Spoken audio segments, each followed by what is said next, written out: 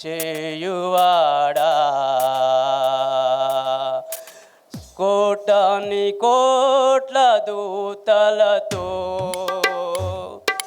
చెరుపులు నిత్యం పరలోకంలో స్తుతించబడుతున్న ఆ గొప్ప దేవుడా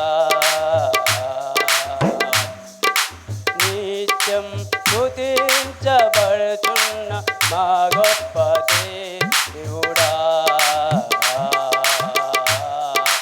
భూమి నుండి 33 సంవత్సరాలు సేవ చేసినావు ప్రధానులను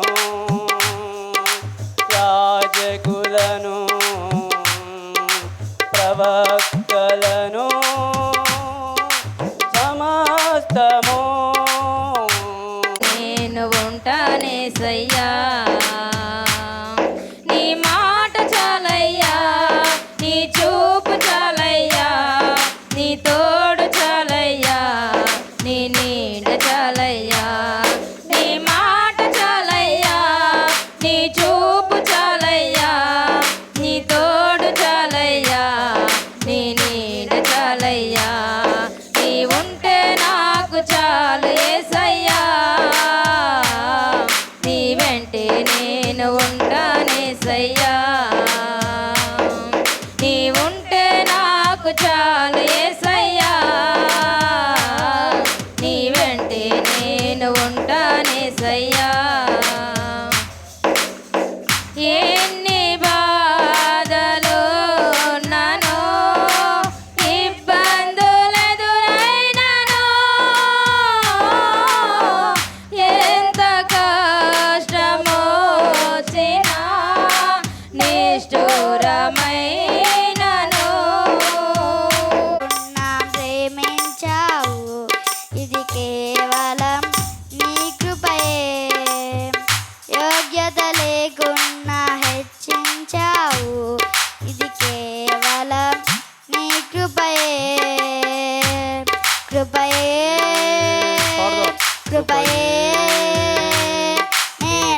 నేనేమయ్యున్నాను నీ కృపయే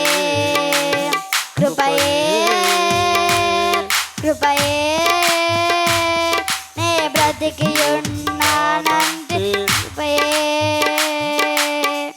అర్హత లేకుండా ప్రేమించావు ఇది కేవలం నీ కృపయే యోగ్యత లేకుండా హెచ్చించావు ఇది కేవలం నీ కృపయే లోకము నన్ను ఆకర్షింపగా అల్లరితనము నా చుట్టూ చేరగా ఓటమి నా బ్రతుకును హేళన చేయగా నీ కృపతో నన్ను బలపరచితివే లోకము నన్ను ఆకర్షింపగా అల్లరితనము నా చుట్టూ చేరగా ఓటమి నా బ్రతుకును హేళన చేయగా నీ కృపతో నన్ను బలపరచితివే ఇంతగా నన్ను హెచ్చించుటకు ఏ పాటి వాడను యేసయ్యా ఇంతగా నన్ను హెచ్చించుటకు ఏ పాటి వాడను యేసయ్యా నీ కృపకు ఎల్లప్పుడు కృతజ్ఞుడను నీ కృపకు ఎల్లప్పుడు కృతజ్ఞుడను కృపయే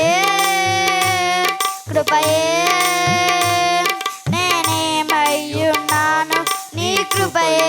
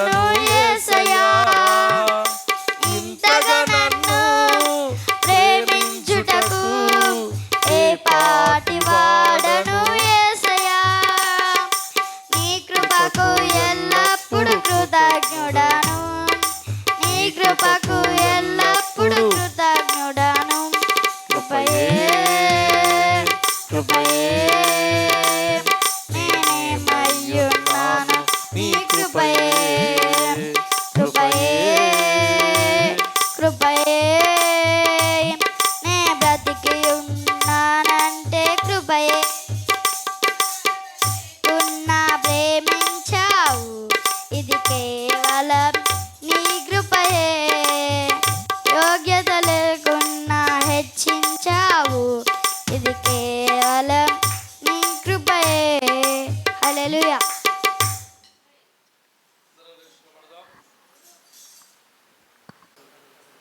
ప్రయాణం ఎప్పుడు కూడా అందరికీ ఒకే రకమైన మార్గం ఉండదు కదా. మీరు ఎక్కడెక్కడి నుంచో వచ్చారు, ఎన్ని మూలమడతలు తిరిగి ఉంటారు, ఎన్ని ఎత్తు పల్లెలు చూసి ఉంటారు, అవునా కదా, ఎన్ని స్పీడ్ బ్రేకర్లు దాటి ఉంటారు. జీవిత ప్రయాణం అనేది కూడా ఎప్పుడు ఒకటే రకంగా ఉంటుందని మన జీవితంలో అసలు అనుకోవద్దు. హల్లెలూయా.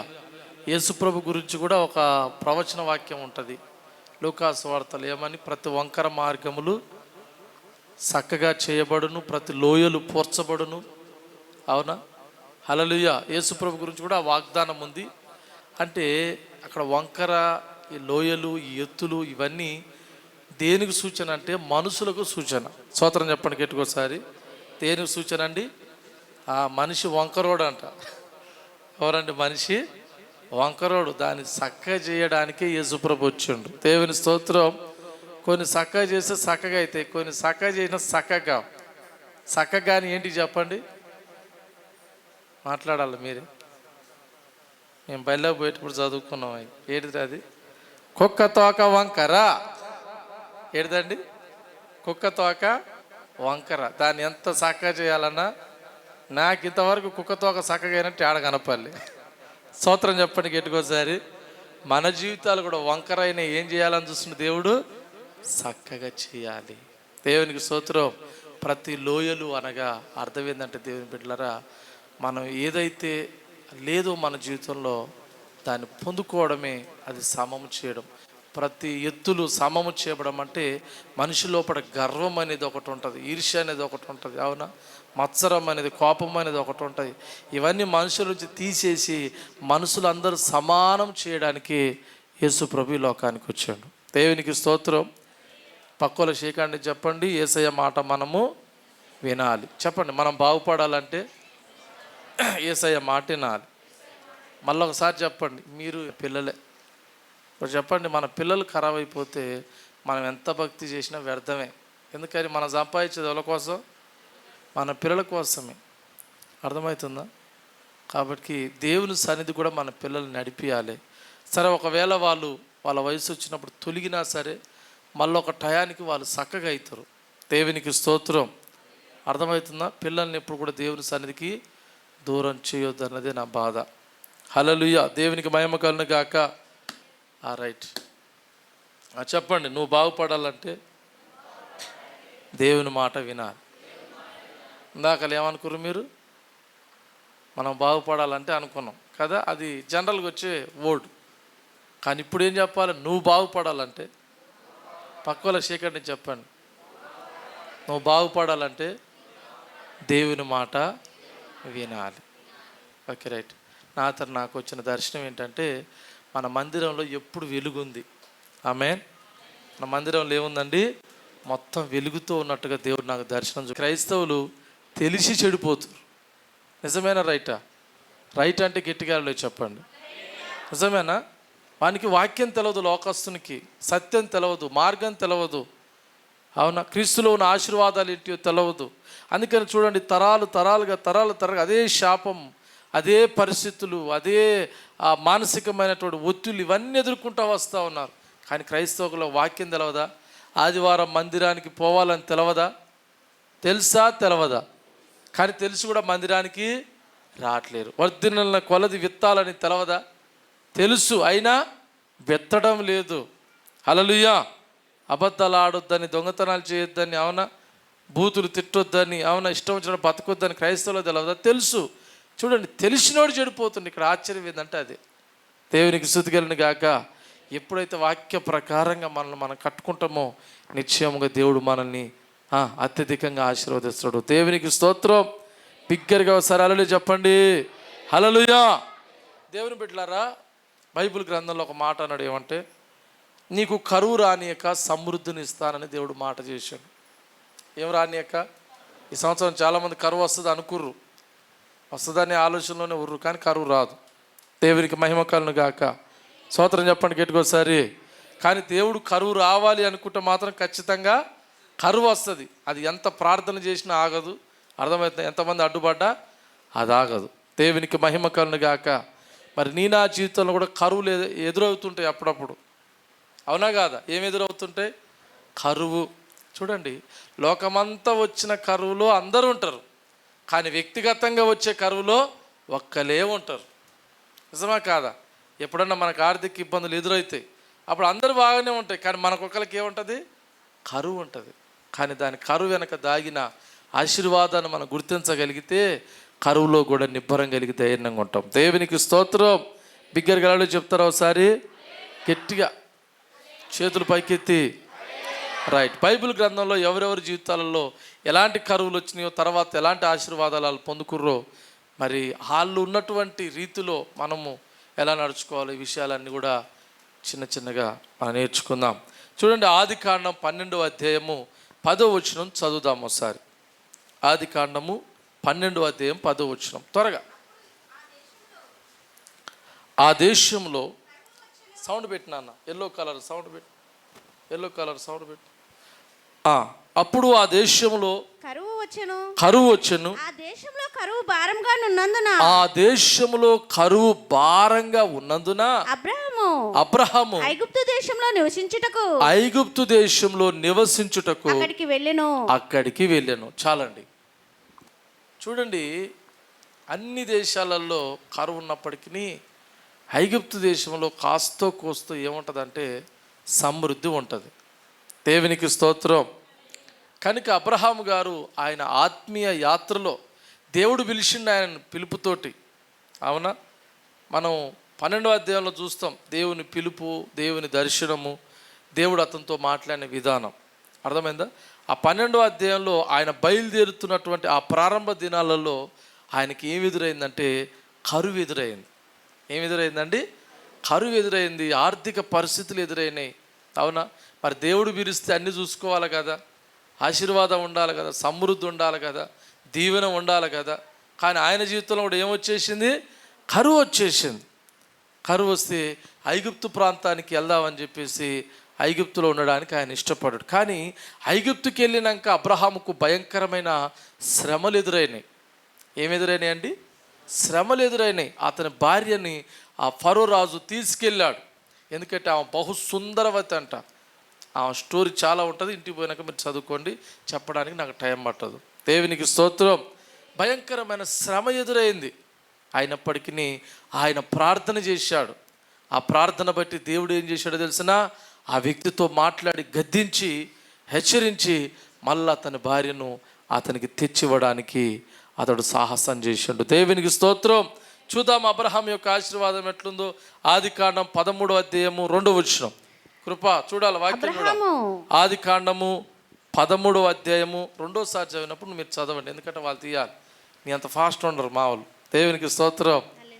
అవునా? నేనేమో కంప్యూటర్ స్పీడ్ మీరు ఇప్పుడే వీళ్ళు నేర్చుకుంటూలా. దేవునికి స్తోత్రం చెప్పి గట్టికోసారి. నేను చెప్పాను కదా, ఒక అమ్మాయి మందిరానికి వెళ్తుందంట, 5-6 సంవత్సరాలు అవుతుంది. అమ్మాయితోటి ఒక వాక్యం చెప్దామని బైబిల్లో ఒక వాక్యం చెప్తే, బైబిల్ ఈ కొన నుంచి ఆ కొన వరకు తిప్పుడు పైనే దొరుకుతలేదు. ఏడిది అది? కీర్తన గ్రంథం. చూసారా? ఉన్నారా ఎవరన్నా అట్లాంటి వాళ్ళు? ఇలా కీర్తన గ్రంథం దొరకని వాళ్ళు ఉన్నారా? నాకు డౌట్ వచ్చింది, అసలు అలా ఉందా లేదా అన్నట్టు. స్తోత్రం చెప్పి గట్టికోసారి. ఇంటికాడ బైబిల్ చదవాలి. టైం దొరికినప్పుడు ఏం చేయాలా? నీకు తెలుసు కదా, మన బైబిల్ ఎప్పుడు చదువుతాం? కడుపు నొప్పి, కాలు నొప్పి, తలకాయ నొప్పి. మొన్న ఒక ఆయన వచ్చిండు, పాస్టర్ గారు నాకు నిద్ర పడతలేదు, మరి ఏం చేయాలి? వచ్చి ఏమైనా కాలు చేతులు పిసుకాలా, ఏమంటే గాలి ఇసరాలా, పాట పాడాలా? తెలిసినోడే కొన్నాళ్ళు మందిరానికి వచ్చి మానుకున్నాడే, నిద్ర పడతలేదని న్యాయమ్మడి పడుతుంది. నేనన్నా మందిరానికి రా, అన్నీ పడతాయి. దేవునికి స్తోత్రం. 2 చేతుల పైకి చెప్దామా? దేవుని బిడ్డలారా, వాక్యంలో ఉన్న శక్తిని మనం గ్రహించగలగాలి. ఇది మనకు వరం. ఆమె బైబిల్ ఏందండి? ఎవరి దగ్గర వరాలు లేవో చేతుల పైకి ఎత్తండి. అందరికాడ ఉన్నాయి వరం. మానవునికి దేవుడు ఇచ్చిన అతి విలువైన వరం ఇది. ఈ వరం అంటే చాలు, మనం అన్ని వరాలు సంపాదించుకోవచ్చు. స్తోత్రం చెప్పి కేటుకోసారి హల్లెలూయా. దేవుని బిడ్డలారా, అబ్రహాము గారి జీవితంలో దేవుడు ఇచ్చిన ఆశీర్వాదం 13వ అధ్యాయము 2వ వచనం. అబ్రాము వెండి ఆదికాండం. ఈ బంగారము పశువులు కలిగి బహు ధనవంతుడై ఉండెను. స్తోత్రం చెప్పండి కేటుకోసారి హల్లెలూయా. 12వ అధ్యాయంలో ఎవరు? అబ్రహాము.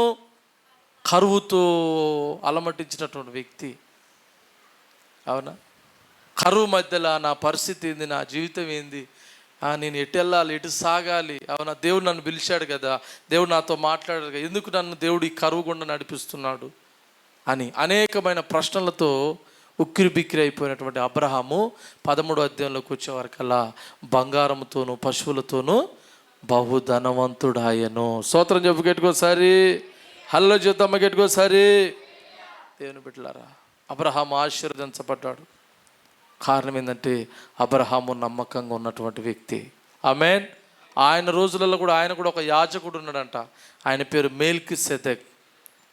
బైబిల్లో మనం చూడవచ్చు, అబ్రహాము తన వంతు చొప్పున 10వ వంతు మెల్కీసెదెక్కి సమర్పించెను. ప్రారంభంలోనే అబ్రహాము దీవించబడిన కారణం ఏంటంటే తనకు కలిగిన దాంట్లో దేవుడు తను ఆశీర్వదించిన కొలది దేవుడు అతనికి ఇచ్చినటువంటి దాన్ని బట్టి నమ్మకంగా ఆ రోజులలోనే 10వ భాగం 10వ వంతు అతడు మెల్కీసెదెక్కి ఇచ్చినట్టుగా బైబిల్లో మనం చూస్తున్నాం. దేవునికి స్తోత్రం. మరి బంకపురం సంఘంలోనండి ఒక అక్క ఉంది, నాకు తెలిసిన అక్క. కవర్ ఇస్తే మళ్ళీ ఖాళీగానే కవర్ వస్తుంది. ఖాళీగా వస్తుందని కవర్ ఇవ్వకపోతే ఓ పెద్ద గోల చేస్తుంది. ఇక ఆమెతో గోల ఎందుకని నేనే కవర్ ఇవ్వమని చెప్తా ఎప్పుడు. దేవునికి స్తోత్రం చెప్పండి గెట్టుకోసారి. ఆమెకి ఎంత ఆశీర్వాదం అంటే అసలు చెప్పశక్యం కాదనమాట. ఇంట్లో 3 పని చేస్తారు కానీ ఇంట్లో బియ్యం ఉండవు. దేవునికి స్తుతి కలుగును గాక. సమృద్ధి ఉండదు. దేవుని బిడ్డలారా, జ్ఞాపకం చేసుకోండి, మనం ఎదగడానికి దేవుడు మనకు ఒక మార్గం పెట్టిండు. ఆ మార్గం గుండా మనం నడిచినప్పుడు నిశ్చయంగా మనం దీవించబడతాం. దేవునికి స్తోత్రం. ఇస్సాకు జీవితంలో అబ్రహాం కుమారుడు ఎవరు? చెప్పాలి ఎవరు? ఇస్సాకు. ఆయన జీవితంలో కూడా భయంకరమైన కరువు వచ్చిందండి. చదవండి ఆదికాండం 26వ అధ్యాయం 1వ వచనం. ఆదికాండము 26వ అధ్యాయము 1వ వచనం. అబ్రహాము దినములలో వచ్చిన మొదటి కరువు గాక మరి ఒక కరువు ఆ దేశంలో వచ్చెను. అప్పుడు ఇస్సాకు గెరారులోనున్న ఫిలిష్తీయుల రాజైన దేవునికి మహిమ కలుగును గాక. ఏమొచ్చింది చెప్పండి? ఇస్సాకు జీవితంలో కూడా ఏమొచ్చింది? కరువు వచ్చింది. మీరు అనొచ్చు, ఏందయ్యా ఇందాకాల నాన్న జీవితంలో పశువులు బంగారం బహు ధనవంతుడు అని చదివినాం కదా, మరి కొడుకుకి ఏంది కరువు? ఈయనకు వచ్చిన కరువు ఏంటంటే ఆహార కరువు. ఏం కరువు అండి? దీంట్లో బ్రెయిన్ ఉంటే ఈ ఆలోచనలు పడతాయి. ఇల్లు లేకపోతే మొఖాల్లో మెదడుంటే అర్థం కాదు. దేవుని స్తోత్రం. ఎందుకంటే లోకస్తులు ఈ వాక్యాన్ని ఎంతో వక్రీకరంగా వ్యతిరేకంగా మాట్లాడుతూ ఉంటారు. అర్థమైందా? వాళ్ళకు పశువులు ఉన్నాయి, బంగారం ఉన్నాయి, కానీ ఏం లేదు, ఇప్పుడు ఆహారం లేదు. అంటే పంట. చెప్పండి, మీకు డబ్బులు ఇచ్చి అన్నం లేకపోతే బతుకుతారా? ఇప్పుడు ఈ రోజుల్లో బతుకుతారు. ఎందుకు బతుకుతారు? అట్ట తరగా అంటారు. పైసలు ఉంటే చాలు, ఆర్డర్ పెడితే బిర్యానీ ఇంటికే వస్తుంది. స్తోత్రం చెప్పి గెట్టుకోసారి. అవునా? ఇప్పుడైతే బతుకోవచ్చు, కానీ అప్పుడు డబ్బులు ఉన్నాయి, పశువులు ఉన్నాయి, బంగారం ఉంది, కానీ తినడానికి తిండి లేదు. సాగు కూడా అనుకోవచ్చు, అయ్యో దేవా అన్ని సమృద్ధికి ఇచ్చినావు కానీ తినడానికి ఆహారము లేదు ప్రభువా. దేవునికి స్తుతి కలుగును గాక. ఎట్లా సాగేది ముందుకి? అవునా? ఏదో ఒక కొరత. చెప్పండి, ఏదో ఒక కొరత. మనకు అన్నీ ఉంటే ఒక్కోసారి కావాల్సింది ఉండదు, అదే కొరత. దేవునికి స్తోత్రం. ఇస్సాకు జీవితంలో కూడా ఏం లేదంట, ఆహార కొరత ఏర్పడ్డది. వర్షాలు లేవు. హలో, పంటలు పండాలంటే ఏం కావాలా? వర్షాలు కావాలి. వర్షము లేకుండా ఏ పంటలు పండవు. దేవుని బిడ్డలారా, వర్షం లేకపోతే ఆయన ఆ రోజులలో పంట వేసాడంట. చూడండి 26వ అధ్యాయం 12వ వచనం చదవండి. ఇప్పుడు ఇస్సాకు ఆ దేశమందున్న వాడై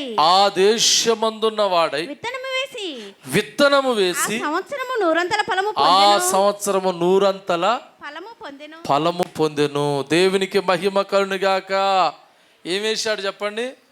విత్తనం వేసినంట. ఎంత విశ్వాసం ఉంటే విత్తనం వేయాలి? ఎవరైనా వేస్తారా? వర్షాలు లేకుండా విత్తనాలు వేస్తారా? వెయ్యరు. వర్షాన్ని చూసే విత్తనం వేస్తారు. కానీ ఈయన ఏం చూసి వేసిండు? దేవుని చూసి వేసిండు.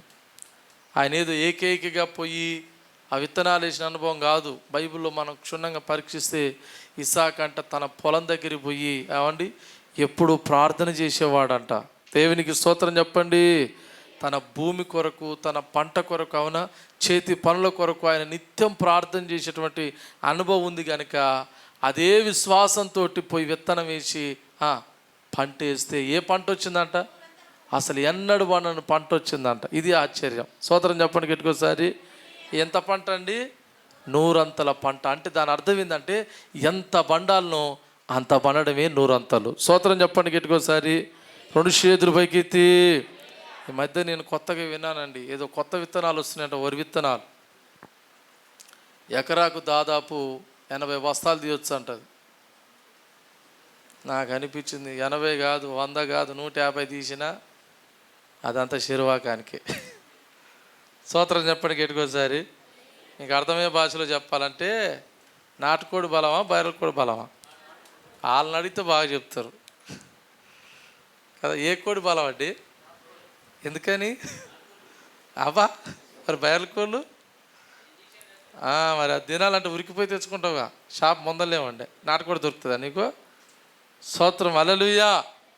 అంటే దేవుని బిడ్డలారా, దేవుడు ఇచ్చినది ఎట్లా ఉందో అట్లా సాగుతూ ఉంటే అది మనకు క్షేమం.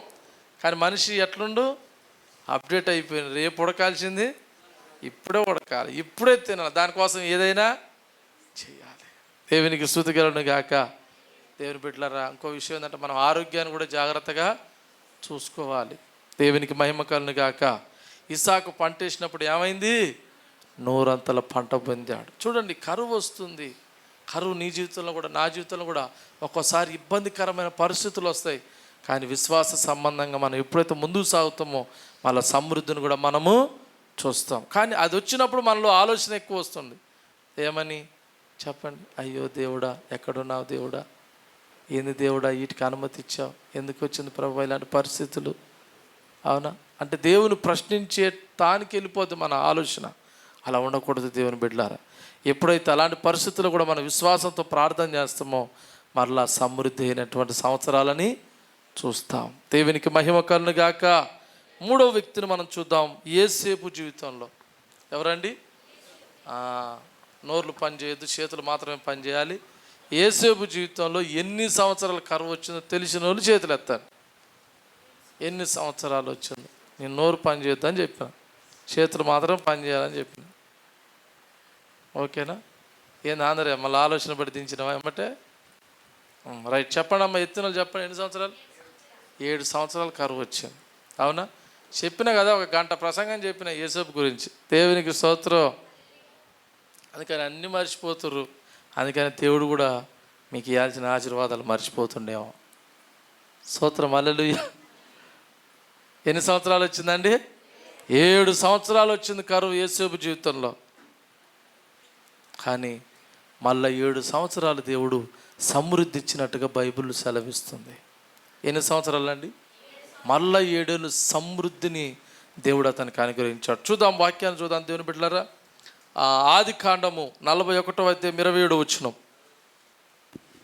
41:27 వచనం. 41:27 వచనం. కల ఒకటి వాటి తర్వాత చిక్కిపోయిన వికారమైన పైకి వచ్చిన 7 ఆవులను. Okay right. మీకు ఈ దర్శనం తెలుసు కదా. బక్కశిక్కిన ఆవులు వచ్చి ఏటిని మింగినే? బలిసిన ఆవులను మింగినాయి కదా.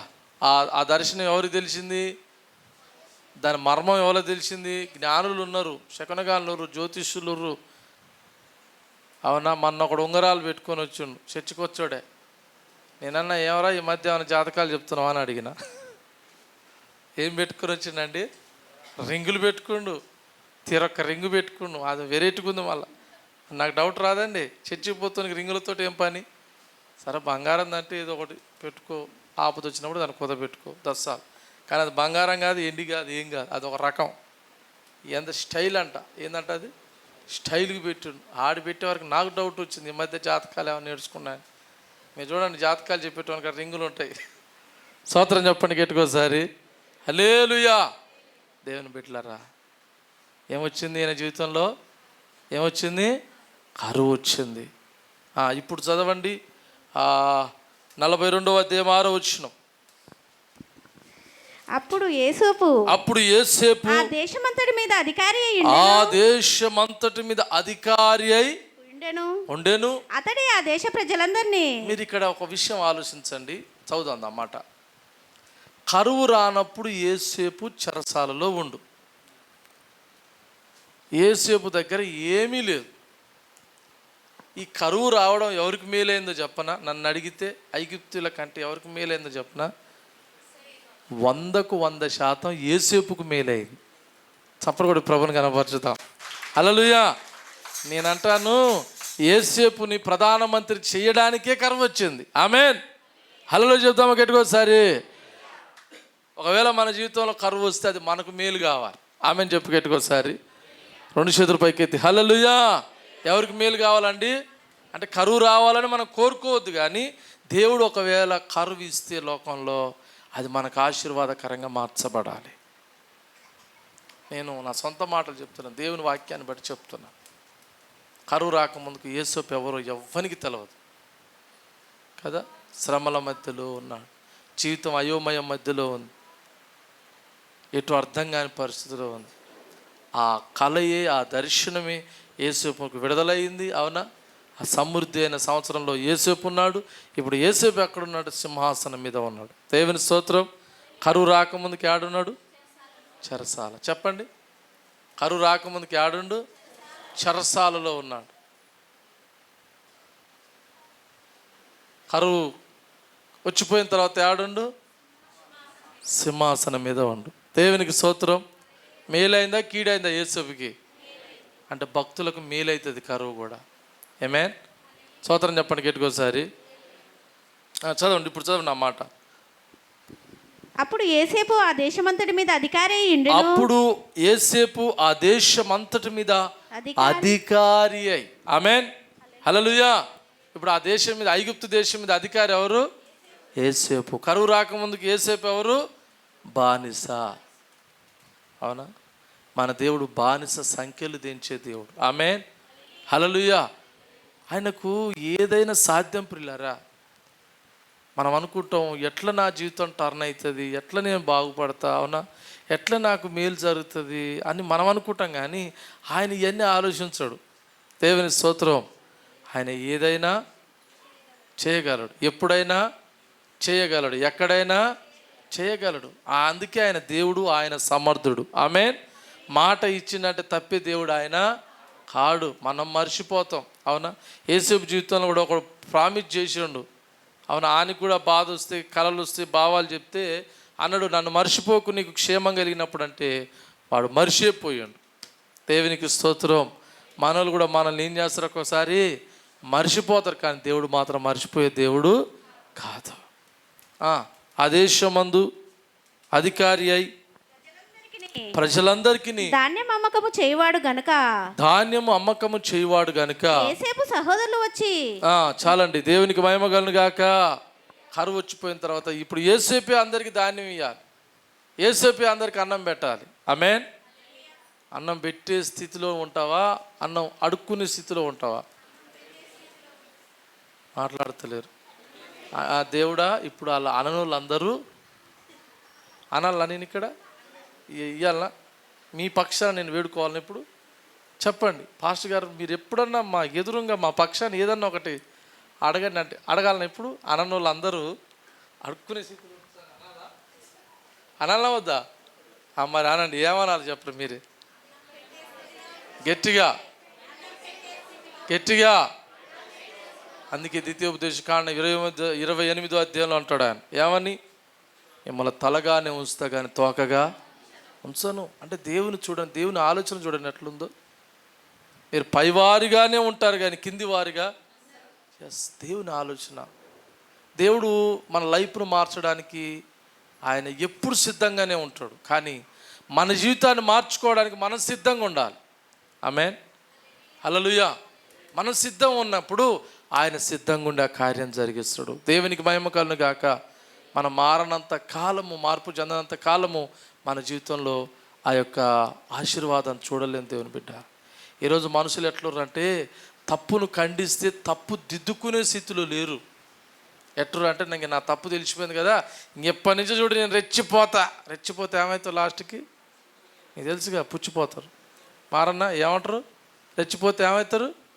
పుచ్చిపోతారు. స్తోత్రం చెప్పండి గట్టికోసారి. తప్పు దిద్దుకున్నవాడు ఏమవుతాడు? మరలా ఆశీర్వాదానికి వారసుడు అవుతాడు. దేవునికి మహిమ కలుగును గాక. ఇంకో మాట చూద్దాం. 4వదిగా ఆ రూతు గ్రంథం 1వ అధ్యాయం 1వ వచనం. ఇక్కడ నయోమి ఉంటుంది. నయోమి అనేటువంటి మంచి భక్తురాలనే చెప్పాలి, కానీ జ్ఞానం లేని భక్తురాలు. ఏం భక్తురాలండి? జ్ఞానం లేదు, సరైన అవగాహన లేదు. చదవండి రూతు గ్రంథం 1వ అధ్యాయం 1వ వచనం. న్యాయాధిపతులు ఏలిన దినములయందు దేశంలో కరువు కలగగా యూదా బెత్లెహేములో నుండి ఒక మనుషుడు తన భార్యను తన ఇద్దరు కుమారులని వెంటబెట్టుకొని మోయాబు దేశంలో కాపురం ఉండడానికి వెళ్ళాను. చాలండి, ఇది కొంచెం మీకు మిగతా విషయాలని నేను అప్పుడప్పుడు చెప్పిన, కొంచెం ఈ సబ్జెక్ట్ ఒకటి కొంచెం క్లియర్గా చెప్పి మిగతా వాక్యం చెప్పి నేను ముగిస్తాను. యేసుప్రభు ఎక్కడ పుట్టిండు? యూదయ బెత్లెహేము అంటారు, అవునా? ఇప్పుడు ఈమె ఎక్కడుంది? చదివారు కదమ్మా, బైబిల్ చదివిన వాళ్ళు ఎంతమంది? మీరు తిరిగేస్తూనే ఉన్నారు, వాక్యం అయిపోయినా తిప్పుతూనే ఉంటాయి వాక్యాలు, అటు ఇటు తిప్పరు. దేవుని స్తోత్రం. అది అర్థం కాదు, ఇది అర్థం కాదు. యేసు రక్తమే జయం. యేసుప్రభు ఆడబుట్టిండు? యూదయ బెత్లెహేమా, నువ్వెంత మాత్రం అల్పమైన దానవు కావు, జనములను ఏలువాడు నీలో నుంచి వచ్చును. ఇంకో మాట చెప్పాలంటే ఆ బెత్లెహేం అనేది పుణ్య పట్టణం, అవునా? అది ఆశీర్వాదానికి బహు సూచన. కానీ ఆ దేశంలో కూడా ఏమొచ్చిందంట? కరువు వచ్చింది. కరువు వస్తే మరి అందరు ఉన్నారు కదా, కాస్తో కూస్తో వీళ్ళకి జర సమృద్ధి ఉంది. ఎందుకంటే అటు పోవడానికి కూడా వీళ్ళ దగ్గర పైసలు ఉన్నాయి. అర్థమవుతుందా? ఇప్పుడు మనం పోయి వ్యాపారం చేసుకోవడం తప్పేం కాదు, ఇక్కడ పని లేకపోతే ఇంకో కాడ పోయి పని చేసుకోవడం తప్పేం కాదు. కానీ ఎక్కడ పోయినా సరే దేవుణ్ణి లేకుండా చేయడమే అది చాలా ప్రమాదానికి దారితీస్తుంది. ఈమె జీవితంలో కరువు వస్తే భర్త, ఈమె, ఇద్దరు కొడుకులు, నలుగురు కలిసి ఏమైరంటే మోయాబు దేశానికి వెళ్ళారు. ఏ దేశం అండి అది? చెప్పాలి. ఉన్నది ఏ ఊరు? వెనకోలు సౌండ్ రావట్లేదు, మరి ఏందో పోటీ పెట్టుకుంటారా ఏంది? ఏమన్నా పోటీ పెడితే మేము చెప్తామంటారా ఏంది? దేవుని స్తోత్రం. వెనకోలు చెప్పండి అమ్మా, అందరు చెప్పండి. ఒక కామకి మంట వచ్చింది, మిగతా వాళ్ళు తంట మీతోటి చెప్పండి. ఏ దేశం అది? యూదయ బెత్లెహేం. ఈమె పోయింది ఏ దేశానికి? చూడండి, బెత్లెహేము పట్టణం అనగా దేవుని భయము, భక్తి, ఏమండి, దేవునితో సహవాసము, అవునా? అలాంటి ప్రదేశం అది. ఈ మోయాబు అంటే ఏంటంటే అక్కడ దేవుడు లేడు. మీరు అనొచ్చు, పాస్టర్ గారు దేవుడు అంతటి ఉంటాడుగా, లేడని ఎట చెప్తున్నామంటారా ఏంది? దేవుడు లేడంటే అక్కడ దేవుని ఆరాధించే ప్రజలు లేరు. గుర్తుపెట్టుకోండి, దేవుణ్ణి ఆ ప్రజలు లేని చోట భయం అనేది ఉండదు, భక్తి అనేది ఉండదు. దేవునికి స్తోత్రం. అర్థమవుతుందా? అలాంటి ప్రదేశానికి వీళ్ళు వెళ్ళిపోయారు. కాలక్రమేణా ఏమైందంటే బైబిల్లో ఉన్న ప్రతి ఆజ్ఞలను వాళ్ళు మీరిపోయి కొడుకులకి ఇద్దరు కూతుర్లని, ఇద్దరు అక్కడ ఉన్నటువంటి అమ్మాయిలనిచ్చి, అన్ని జిల్లా పిల్లలనిచ్చి వివాహం చేశారు. ఇక మాట చెప్పాలంటే ఇక అయ్యగారు కూడా పూర్తిగా మారిపోయింది అక్కడ పోయినాక. దేవునికి స్తుతి కలుగును గాక. ఈరోజు మీరు చెప్పండి, దేవుని మందిరానికి దూరం అయితే వాళ్ళందరూ ఎవరు? దేవుని దూరం కావాలంటే ఏం కావాలా అమ్మా? అన్యుల వివాహం, ఇంకా ఒక ఆయన అన్నాడు, డాక్టర్ చెప్పినంట నీ లివర్కి గడ్డ వచ్చిందిరా బాబు, అది పగిలితే సస్తామని చెప్పాను. చెప్తే ఆయన మందిరానికి వచ్చిండు, దేవుని దయ వల్ల బతికి బట్ట కట్టిండు, ఇప్పుడు కూడా బతికే ఉండు. ఆయన వేరే వాళ్ళతోటి ఇంకా కొన్ని రోజులు అయినాక అంత ఫ్రీ అయిపోయింది, మంచిగా అయినాక మందిరాన్ని రావట్లేమంట. అనంటగా దేవుడు నాకేం చేస్తుండు అన్నాడంట. ఏమన్నాడు? దేవుడు నాకేం చేస్తుండ అంటే నాకు మంటలు వేసింది. ఎందుకంటే నేను చేసేది ఆయన పనే. ప్రభా ఏం చేస్తలేమంటే ఏందని చెప్పేసి నేను ఇంక ఆయన దగ్గర పోరాటానికి కూర్చున్నా, ప్రార్థనకి. ప్రభా మరి అట్లా సాక్ష్యం వస్తుంది, నువ్వు ఏదైనా చేస్తేనే కదా జనాలు నీ దగ్గరికి వచ్చేది, దీవించబడేది, పరిచయ వృద్ధి జరిగేదని నేను ఇక పాడదంలో పోరాడుతున్నాను. కానీ కొద్ది రోజుల తర్వాత ఏమైందంటే అయ్యగారు షెడ్లో పోయి వస్తుండు. బండి ఎలా పోయింది? షెడ్డు. ఏం షెడ్ అది? మీకు తెలుసుగా, బంకు. ఆ బంకులో పోయి అనుకుంటా తగ్గుకుంటా బయటకు వస్తుంది బండి. అప్పుడు దేవుడు నా కన్ను తెరిపించాడు. నేను బాగు చేయక కాదు, నా కాడికి వస్తా కాదు బంద్ అవుతుందని నా మీద నిందేసి అటు పోతుండని చెప్పాడు. స్తోత్రం చెప్పండి గట్టికోసారి. అట్లాంటి వాళ్ళని నేను ఇంతమందిని చూసిన. దేవునికి మహిమగలను గాక. స్తోత్రం చెప్పండి గట్టికోసారి. అంటే దేవుని మీద నిందేసి దేవునికి ఏం కావచ్చు? దూరం కావచ్చు. ఇక ఇష్టానుసారంగా బ్రతకొచ్చు. అది ఒక బ్రతికేనంటారా? దేవునికి స్తుతికలను గాక. దేవుని బిడ్డ, దేవుడు మేలు చేయండి ఎవరికండి? ఆయన మేలు చేయకపోతే మనం ఉంటాం అసలు? దేవుని బిడ్డలరా, వీళ్ళు ఆ ఇద్దరు కుమారులకి ఇద్దరినిచ్చి పెళ్లి చేశారు. దాని తర్వాత వాళ్ళు బహుగా కొన్ని సంవత్సరాలుగా దేవుని దూరం అయిపోయారు. ఆ కారణం చేత ఆయన పాపానికి బానిస అయిపోయి ఆయన ప్రాణాన్ని తీసేసుకోండు. అలాగని యవనస్తులు కూడా వాళ్ళు ఇష్టానుసారంగా జీవించి వాళ్ళిద్దరు కూడా చచ్చిపోయారు. ఇప్పుడు నయోమి ఒక్కతే అయ్యింది. ఎంతమంది అయ్యారండి? ఒక్కతే అయ్యింది. ఆ ఇద్దరు కోడళ్ళు అన్య కోడళ్ళే. దేవుని స్తోత్రం. వాళ్ళతో మాట్లాడితే ఒక ఆమె అన్నది, సరే అత్తమ్మ నీ మాట శివన పెడుతున్నాని చెప్పేసి పోయింది. ఇంకొక ఆమె ఏమో, అత్తమ్మ నిన్ను విడిచిపెట్టి నేను ఉండలేను, నీ దేవుడే. ఇక చూడు లైన్కి వచ్చింది. దేవునికి స్తోత్రం. నీ దేవుడే అంటే ఈమె ఏమని ఉండొచ్చు అప్పుడు? పెళ్ళికి ముందు కొడుకుకు పెళ్ళి చేసేటప్పుడు, రాబాయ్ మీద సపోజ్కి ఆ కొడుకు అనుకుందాం, వీడు కాసేపు. దేవుని స్తోత్రం. పెళ్లి సంబంధాన్ని పోయారు వాళ్ళ ఆయన. పోయి ఏమయ్యా మీ అమ్మాయి ఉందంటగా, మా అబ్బాయికి ఇచ్చి పెళ్లి చేయండి అంటే, అట్టెట్ట కూరుతుందండి, మీరేమో అదే ఆయే, మేమేమో ఇదే ఆయే, మీది వేరు మాది వేరు, ఎట్టెట్ట కూరుతుంది అంటే అప్పుడు ఏమని ఉండొచ్చు ఈ తండ్రి కొడుకులు? నీ దేవుడే మాట్లాడరేందండి. దేవునికి స్తోత్రం. మీ ఇల్లు మా ఇంటికి ఎంత దూరం, మా ఇల్లు మీ ఇంటికి. ఇదే డైలాగ్ అప్పుడు వాళ్ళు చెప్పుకుంటారు. దేవుని స్తోత్రం చెప్పి గట్టుకోసారి. ఏమని ఉంటారు? నీ దేవుడే, నీ జనమే, నీ ఊరే నా ఊరు, మేము మీ అంత ఒకటేలే అనుకున్నచ్చు. దేవుని స్తోత్రం. అలా అన్నిటిని కోల్పోయారు దేవుని బిడ్డలారా. మళ్ళీ అదే డైలాగ్ ఎవరు చెప్తుర్రు? రూతు చెప్తుంది. ఏమని? నీ దేవుడే, నీ దేశమే, మరణం తప్ప మన ఇద్దరిని వేరు చెయ్యకుండానుగా అని తీర్మానం చేసి. ఇప్పుడు చూడండి, కరువు వచ్చింది, వాళ్ళు పోయిరు బాగానే ఉంది. మరి అక్కడ ఉన్న వాళ్ళు బతకలేరా? కరువు వచ్చిన తర్వాత దేవుడు ఎట్లా సమృద్ధి ఇచ్చిండో చూడండి ఒకసారి. 1వ అధ్యాయం 6వ వచనం ఉంటుంది చూడండి. ఆ మాట 1వ అధ్యాయం 6వ వచనం. వారికి ఆహారం ఇచ్చుటకు, వారికి ఆహారం ఇచ్చుటకు యెహోవా తన జనులను దర్శించనని ఆమె మోయాబు దేశంలో వినెను గనుక. స్తోత్రం చెప్పండి గట్టికోసారి. అప్పటికి అన్ని జరిగిపోయినాయి.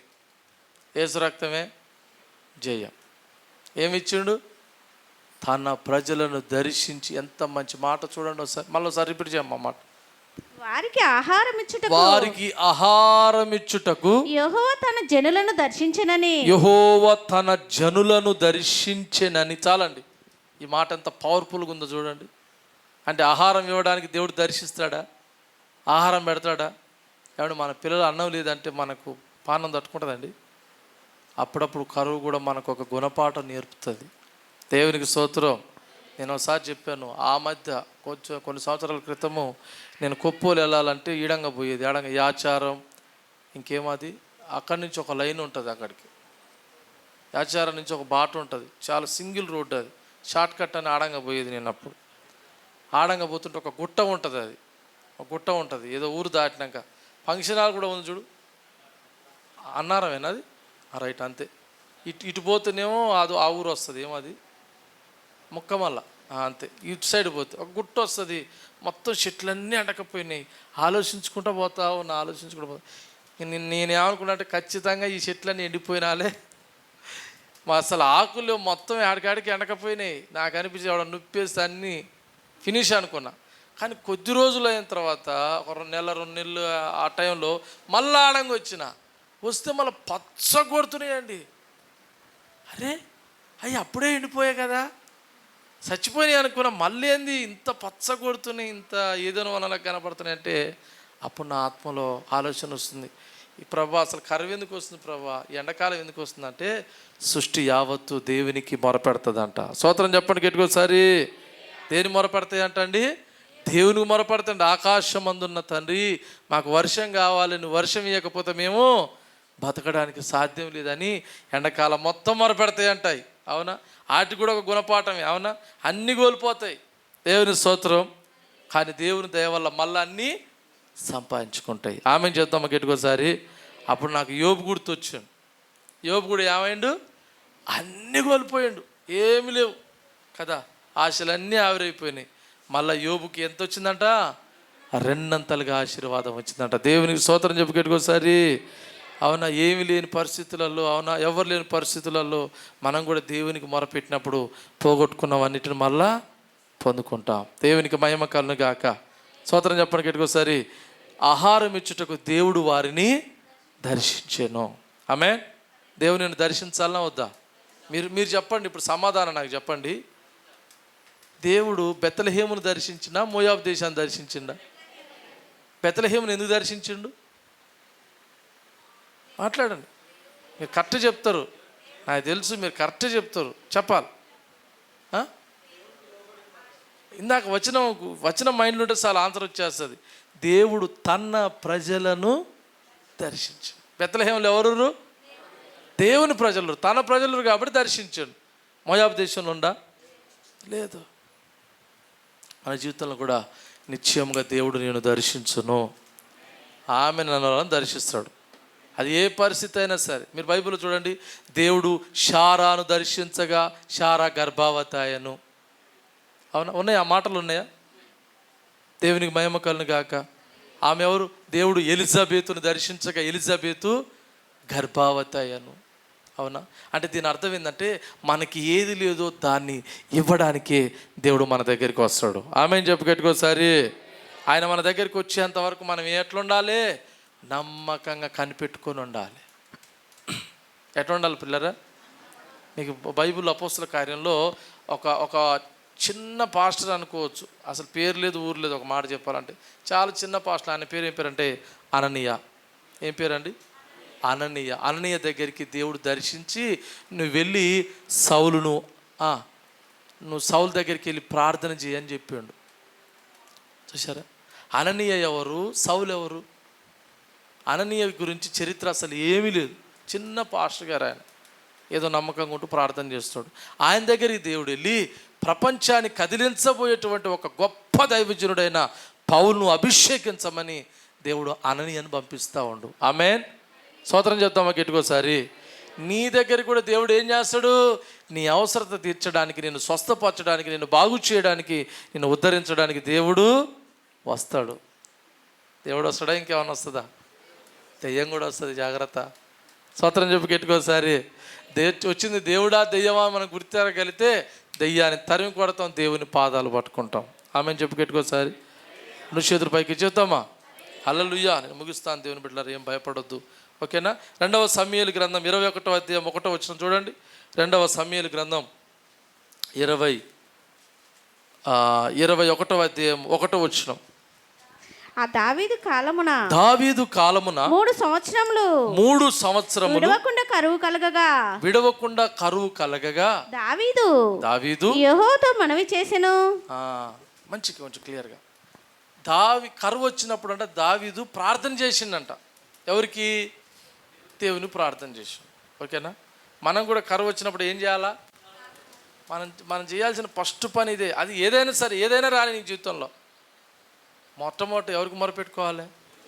దేవుని మొరపెట్టుకో. కానీ మనుషులు చేసే పని ఎందుకు చెప్పనా, అన్ని ఆప్షన్లు అయిపోయినాక ఆడికి వస్తారు, లాస్ట్కి వస్తారు ఆడు.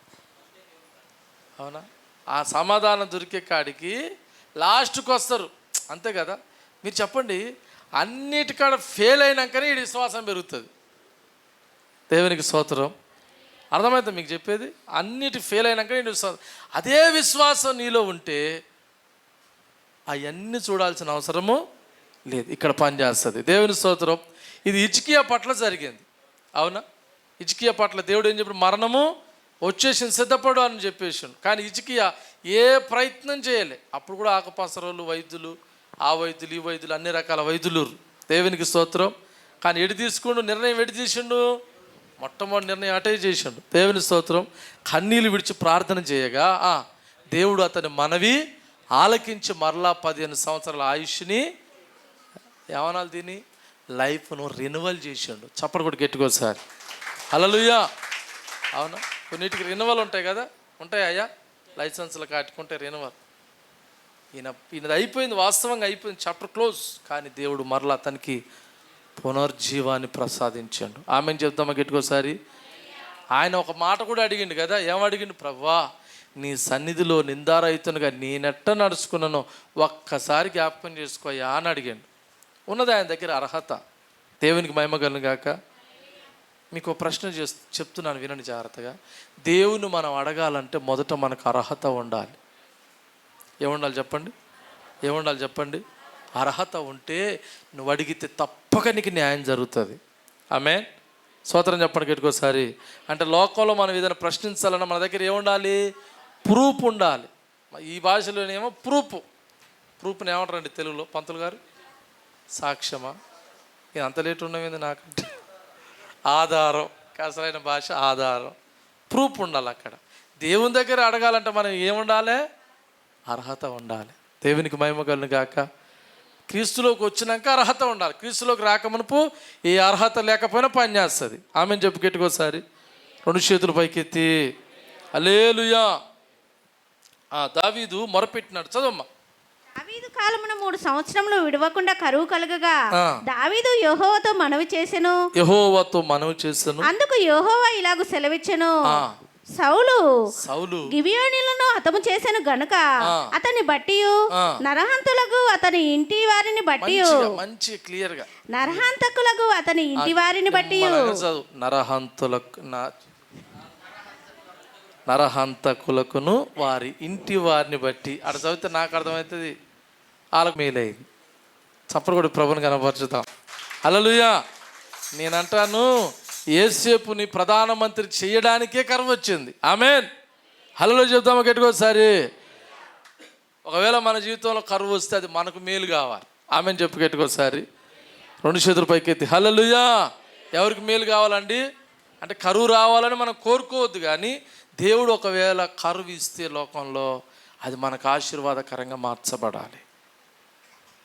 నేను నా సొంత మాటలు చెప్తున్నాను, దేవుని వాక్యాన్ని బట్టి చెప్తున్నాను. కరువు రాకముందుకు యేసోపు ఎవరో ఎవ్వనికి తెలియదు కదా. శ్రమల మధ్యలో ఉన్నాడు, జీవితం అయోమయం మధ్యలో ఉంది, ఎటు అర్థం కాని పరిస్థితిలో ఉంది. ఆ కలయే, ఆ దర్శనమే యేసోపుకు విడుదలయ్యింది. అవునా? ఆ సమృద్ధి అయిన సంవత్సరంలో యేసోపు ఉన్నాడు. ఇప్పుడు యేసోపు ఎక్కడున్నాడు? సింహాసనం మీద ఉన్నాడు. దేవుని స్తోత్రం. కరువు రాకముందుకు ఏడున్నాడు? చెరసాల. చెప్పండి. కరువు రాకముందుకు ఏడుండు? చెరసాలలో ఉన్నాడు. కరువు వచ్చిపోయిన తర్వాత ఏడుండు? సింహాసనం మీద ఉండు. దేవునికి స్తోత్రం. మేలైందా కీడైందా యేసోపుకి? అంటే భక్తులకు మేలైతుంది కరువు కూడా. ఆమేన్. స్తోత్రం చెప్పండి గట్టికోసారి. చదవండి, ఇప్పుడు చదవండి ఆ మాట. అప్పుడు యేసేపు ఆ దేశమంతటి మీద అధికారి అయ్యిండు. అప్పుడు యేసేపు ఆ దేశమంతటి మీద అధికారి అయి. ఆమేన్. హల్లెలూయా. ఇప్పుడు ఆ దేశం మీద, ఐగుప్తు దేశం మీద అధికారి ఎవరు? యేసేపు. కరువు రాకముందుకు యేసేపు ఎవరు? బానిస. అవునా? మన దేవుడు బానిస సంఖ్యలు దించే దేవుడు. ఆమేన్. హల్లెలూయా. ఆయనకు ఏదైనా సాధ్యం ప్రియులారా. మనం అనుకుంటాం ఎట్లా నా జీవితం టర్న్ అవుతుంది, ఎట్లా నేను బాగుపడతా, అవునా, ఎట్లా నాకు మేలు జరుగుతుంది అని మనం అనుకుంటాం. కానీ ఆయన ఇవన్నీ ఆలోచించాడు. దేవుని స్తోత్రం. ఆయన ఏదైనా చేయగలడు, ఎప్పుడైనా చేయగలడు, ఎక్కడైనా చేయగలడు. అందుకే ఆయన దేవుడు, ఆయన సమర్థుడు. ఆమేన్. మాట ఇచ్చిందంటే తప్పే దేవుడు ఆయన కాడు. మనం మర్చిపోతాం, అవునా. యేసేపు జీవితంలో కూడా ఒక ప్రామిస్ చేసిండు, అవునా. ఆయనకు కూడా బాధ వస్తే, కలలు వస్తే, భావాలు చెప్తే అన్నాడు, నన్ను మర్చిపోకు నీకు క్షేమం కలిగినప్పుడు. అంటే వాడు మర్చిపోయాడు. దేవునికి స్తోత్రం. మనలు కూడా మనల్ని ఏం చేస్తారు, ఒక్కోసారి మర్చిపోతారు. కానీ దేవుడు మాత్రం మర్చిపోయే దేవుడు కాదు. ఆదేశమందు అధికారి అయి ప్రజలందరికీ ధాన్యం అమ్మకము చేయవాడు గనుక, ధాన్యము అమ్మకము చేయవాడు గనుక యేసేపు సహోదరులు వచ్చి, చాలండి, దేవునికి మహిమ కలుగును గాక. కరువు వచ్చిపోయిన తర్వాత ఇప్పుడు యేసేపే అందరికి ధాన్యం ఇవ్వాలి, యేసేపే అందరికి అన్నం పెట్టాలి. ఆమేన్. అన్నం పెట్టే స్థితిలో ఉంటావా, అన్నం అడుక్కునే స్థితిలో ఉంటావా? మాట్లాడతలేరు. దేవుడా ఇప్పుడు వాళ్ళ అననోళ్ళు అందరూ అనాలా, నేను ఇక్కడ ఇవ్వాలనా? మీ పక్షాన్ని నేను వేడుకోవాలని ఇప్పుడు చెప్పండి. పాస్టర్ గారు మీరు ఎప్పుడన్నా మా ఎదురుగా మా పక్షాన్ని ఏదన్నా ఒకటి అడగండి అంటే అడగాలని. ఇప్పుడు అననోళ్ళు అందరూ అడుక్కునే స్థితిలో అనాలా వద్దా? మరి అనండి, ఏమనాలి చెప్పండి మీరే గట్టిగా గట్టిగా. అందుకే ద్వితీయోపదేశకాండ 28వ అధ్యాయంలో అంటాడు ఆయన, ఏమని? మిమ్మల్ని తలగానే ఉంచుతా కానీ తోకగా ఉంచను. అంటే దేవుని చూడండి, దేవుని ఆలోచన చూడండి ఎట్లుందో. మీరు పైవారిగానే ఉంటారు కానీ కింది వారిగా. దేవుని ఆలోచన. దేవుడు మన లైఫ్ను మార్చడానికి ఆయన ఎప్పుడు సిద్ధంగానే ఉంటాడు. కానీ మన జీవితాన్ని మార్చుకోవడానికి మనం సిద్ధంగా ఉండాలి. ఆమేన్. హల్లెలూయా. మనం సిద్ధం ఉన్నప్పుడు ఆయన సిద్ధంగా ఉండే కార్యం జరిగిస్తాడు. దేవునికి మహిమ కలుగును గాక. మనం మారనంత కాలము, మార్పు చెందనంత కాలము మన జీవితంలో ఆ యొక్క ఆశీర్వాదం చూడలేని దేవుని బిడ్డ. ఈరోజు మనుషులు ఎట్లుర్రంటే తప్పును ఖండిస్తే తప్పు దిద్దుకునే స్థితిలో లేరు. ఎట్రు అంటే నాకు నా తప్పు తెలిసిపోయింది కదా, ఇంకెప్పటి నుంచి చూడు నేను రెచ్చిపోతే ఏమవుతావు లాస్ట్కి నీకు తెలుసుగా, పుచ్చిపోతారు. మారన్నా ఏమంటారు? రెచ్చిపోతే ఏమవుతారు? పుచ్చిపోతారు. స్తోత్రం చెప్పండి గట్టికోసారి. తప్పు దిద్దుకున్నవాడే ఏమవుతాడు? మరలా ఆశీర్వాదానికి వారసుడు అవుతాడు. దేవునికి మహిమ కలుగును గాక. ఇంకో మాట చూద్దాం. 4వదిగా ఆ రూతు గ్రంథం 1వ అధ్యాయం 1వ వచనం. ఇక్కడ నయోమి ఉంటుంది. నయోమి అనేటువంటి మంచి భక్తురాలనే చెప్పాలి, కానీ జ్ఞానం లేని భక్తురాలు. ఏం భక్తురాలండి? జ్ఞానం లేదు, సరైన అవగాహన లేదు. చదవండి రూతు గ్రంథం 1వ అధ్యాయం 1వ వచనం. న్యాయాధిపతులు ఏలిన దినములయందు దేశంలో కరువు కలగగా యూదా బెత్లెహేములో నుండి ఒక మనుషుడు తన భార్యను తన ఇద్దరు కుమారులని వెంట పెట్టుకొని మోయాబు దేశంలో కాపురం ఉండడానికి వెళ్ళాను. చాలండి. ఇది కొంచెం మీకు మిగతా విషయాలన్నీ నేను అప్పుడప్పుడు చెప్పిన, కొంచెం ఈ సబ్జెక్ట్ ఒకటి కొంచెం క్లియర్గా చెప్పి మిగతా వాక్యం చెప్పి నేను ముగిస్తాను. యేసుప్రభు ఎక్కడ పుట్టిండు? యూదయ బెత్లెహేము అంటారు, అవునా? ఇప్పుడు ఈమె ఎక్కడుంది? చదివారు కదమ్మా, బైబిల్ చదివిన వాళ్ళు ఎంతమంది? మీరు తిరిగేస్తూనే ఉన్నారు, వాక్యం అయిపోయినా తిప్పుతూనే ఉంటాయి వాక్యాలు, అటు ఇటు తిప్పరు. దేవుని స్తోత్రం. అది అర్థం కాదు, ఇది అర్థం కాదు. యేసు రక్తమే జయం. యేసుప్రభు ఆడబుట్టిండు? యూదయ బెత్లెహేమా, నువ్వెంత మాత్రం అల్పమైన దానవు కావు, జనములను ఏలువాడు నీలో నుంచి వచ్చును. ఇంకో మాట చెప్పాలంటే ఆ బెత్లెహేం అనేది పుణ్య పట్టణం, అవునా? అది ఆశీర్వాదానికి బహు సూచన. కానీ ఆ దేశంలో కూడా ఏమొచ్చిందంట? కరువు వచ్చింది. కరువు వస్తే మరి అందరు ఉన్నారు కదా, కాస్తో కూస్తో వీళ్ళకి జర సమృద్ధి ఉంది. ఎందుకంటే అటు పోవడానికి కూడా వీళ్ళ దగ్గర పైసలు ఉన్నాయి. అర్థమవుతుందా? ఇప్పుడు మనం పోయి వ్యాపారం చేసుకోవడం తప్పేం కాదు, ఇక్కడ పని లేకపోతే ఇంకో కాడ పోయి పని చేసుకోవడం తప్పేం కాదు. కానీ ఎక్కడ పోయినా సరే దేవుణ్ణి లేకుండా చేయడమే అది చాలా ప్రమాదానికి దారితీస్తుంది. ఈమె జీవితంలో కరువు వస్తే భర్త, ఈమె, ఇద్దరు కొడుకులు, భర్త, ఈమె, ఇద్దరు కొడుకులు, నలుగురు కలిసి ఏమైరంటే మోయాబు దేశానికి వెళ్ళారు. ఏ దేశం అండి అది? చెప్పాలి. ఆ ఉన్నది ఏ ఊరు? వెనకోలు సౌండ్ రావట్లేదు, మరి ఏందో పోటీ పెట్టుకుంటారా ఏంది? ఏమన్నా పోటీ పెడితే మేము చెప్తామంటారా ఏంది? దేవుని స్తోత్రం. వెనకోలు చెప్పండి అమ్మా, అందరు చెప్పండి. ఒక కామకి మంట వచ్చింది, మిగతా వాళ్ళు తంట మీతోటి చెప్పండి. ఏ దేశం అది? యూదయ, బెత్లెహేం. ఈమె పోయింది ఏ దేశానికి? చూడండి, బెత్లెహేము పట్టణం అనగా దేవుని భయము, భక్తి, ఏమండి, దేవునితో సహవాసము, అవునా? అలాంటి ప్రదేశం అది. ఈ మోయాబు అంటే ఏంటంటే అక్కడ దేవుడు లేడు. మీరు అనొచ్చు, పాస్టర్ గారు దేవుడు అంతటి ఉంటాడుగా, లేడని ఎట చెప్తున్నామంటారా ఏంది? దేవుడు లేడంటే అక్కడ దేవుని ఆరాధించే ప్రజలు లేరు. గుర్తుపెట్టుకోండి, దేవుణ్ణి ఆ ప్రజలు లేని చోట భయం అనేది ఉండదు, భక్తి అనేది ఉండదు. దేవునికి స్తోత్రం. అర్థమవుతుందా? అలాంటి ప్రదేశానికి వీళ్ళు వెళ్ళిపోయారు. కాలక్రమేణా ఏమైందంటే బైబిల్లో ఉన్న ప్రతి ఆజ్ఞలను వాళ్ళు మీరిపోయి కొడుకులకి ఇద్దరు కూతుర్లని, ఇద్దరు అక్కడ ఉన్నటువంటి అమ్మాయిలనిచ్చి, అన్ని జిల్లా పిల్లలనిచ్చి వివాహం చేశారు. ఇక మాట చెప్పాలంటే ఇక అయ్యగారు కూడా పూర్తిగా మారిపోయింది అక్కడ పోయినాక. దేవునికి స్తుతి కలుగును గాక. ఈరోజు మీరు చెప్పండి, దేవుని మందిరానికి దూరం అయితే వాళ్ళందరూ ఎవరు? దేవుని దూరం కావాలంటే ఏం కావాలా అమ్మా? అన్యుల వివాహం తర్వాత వాళ్ళు బహుగా కొన్ని సంవత్సరాలుగా దేవుని దూరం అయిపోయారు. ఆ కారణం చేత ఆయన పాపానికి బానిస అయిపోయి ఆయన ప్రాణాన్ని తీసేసుకోండు. అలాగని యవనస్తులు కూడా వాళ్ళ ఇష్టానుసారంగా జీవించి వాళ్ళిద్దరు కూడా చచ్చిపోయారు. ఇప్పుడు నయోమి ఒక్కతే అయ్యింది. ఎంతమంది అయ్యారండి? ఒక్కతే అయ్యింది. ఆ ఇద్దరు కోడళ్ళు అన్య కోడళ్ళే. దేవుని స్తోత్రం. వాళ్ళతో మాట్లాడితే ఒక ఆమె అన్నది, సరే అత్తమ్మ నీ మాట శివన పెడుతున్నాని చెప్పేసి పోయింది. ఇంకొక ఆమె ఏమో, అత్తమ్మ నిన్ను విడిచిపెట్టి నేను ఉండలేను, నీ దేవుడే. ఇక చూడు లైన్కి వచ్చింది. దేవునికి స్తోత్రం. నీ దేవుడే అంటే ఈమె ఏమని ఉండొచ్చు అప్పుడు? పెళ్ళికి ముందు కొడుకుకు పెళ్ళి చేసేటప్పుడు, రాబాయ్ మీద సపోజ్కి ఆ కొడుకు అనుకుందాం, వీడు కాసేపు. దేవుని స్తోత్రం.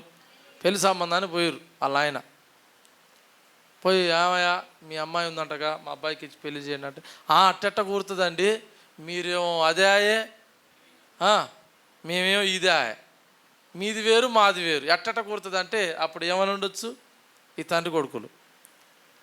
నీ దేవుడే మాట్లాడరేందండి? దేవునికి స్తోత్రం. మీ ఇల్లు మా ఇంటికి ఎంత దూరం, మా ఇల్లు మీ ఇంటికి, ఇదే డైలాగ్ అప్పుడు వాళ్ళు చెప్పుకుంటారు. దేవుని స్తోత్రం చెప్పి గట్టుకోసారి ఏమని ఉంటారు? నీ దేవుడే, నీ జనమే, నీ ఊరే నా ఊరు, మీ అంత ఒకటేలే అనుకున్నచ్చు. దేవుని స్తోత్రం. అలా అన్నిటిని కోల్పోయారు దేవుని బిడ్డలారా. మళ్ళీ అదే డైలాగ్ ఎవరు చెప్తుర్రు? రూతు చెప్తుంది. ఏమని? నీ దేవుడే, నీ దేశమే, మరణం తప్ప మన ఇద్దరిని వేరు చెయ్యకుండానుగా అని తీర్మానం చేసింది. ఇప్పుడు చూడండి, కరువు వచ్చింది, వాళ్ళు పోయిరు బాగానే ఉంది. మరి అక్కడ ఉన్న వాళ్ళు బతకలేరా? కరువు వచ్చిన తర్వాత దేవుడు ఎట్లా సమృద్ధి ఇచ్చిండో చూడండి ఒకసారి. 1వ అధ్యాయం 6వ వచనం ఉంటుంది చూడండి. ఆ మాట 1వ అధ్యాయం 6వ వచనం. వారికి ఆహారం ఇచ్చుటకు యెహోవా తన జనులను దర్శించెనని ఆమె మోయాబు దేశంలో వినెను గనుక. స్తోత్రం చెప్పండి గట్టికోసారి. అప్పటికి అన్నీ జరిగిపోయినాయి. యేసు రక్తమే జయం. ఏమిచ్చిండు? తన ప్రజలను దర్శించి. ఎంత మంచి మాట చూడండి ఒకసారి. మళ్ళీ ఒకసారి రిపీట్ చేయమ్మా మాట. వారికి ఆహారం ఇచ్చుటకు యెహోవా తన జనులను దర్శించెనని. యెహోవా తన జనులను దర్శించెనని. చాలండి, ఈ మాట ఎంత పవర్ఫుల్గా ఉందో చూడండి. అంటే ఆహారం ఇవ్వడానికి దేవుడు దర్శిస్తాడా? ఆహారం పెడతాడా? ఏమంటే మన పిల్లలు అన్నం లేదంటే మనకు పానం తట్టుకుంటుందండి? అప్పుడప్పుడు కరువు కూడా మనకు ఒక గుణపాఠం నేర్పుతుంది. దేవునికి స్తోత్రం. నేను ఒకసారి చెప్పాను, ఆ మధ్య కొన్ని సంవత్సరాల క్రితము నేను కొప్పోలు వెళ్ళాలంటే ఈడంగా పోయేది. ఈడంగా యాచారం ఇంకేమది అక్కడి నుంచి ఒక లైన్ ఉంటుంది, అక్కడికి యాచారం నుంచి ఒక బాట ఉంటుంది, చాలా సింగిల్ రోడ్డు, అది షార్ట్ కట్ అని ఆడంగా పోయేది. నేను అప్పుడు ఆడంగా పోతుంటే ఒక గుట్ట ఉంటుంది, అది ఒక గుట్ట ఉంటుంది, ఏదో ఊరు దాటినాక ఫంక్షన్ హాల్ కూడా ఉంది చూడు, అన్నారమేనా అది, రైట్ అంతే. ఇటు పోతేనేమో అది ఆ ఊరు వస్తుంది, ఏమో అది ముక్కమల్ల, అంతే. ఇటు సైడ్ పోతే ఒక గుట్ట వస్తుంది, మొత్తం చెట్లన్నీ అంటకపోయినాయి.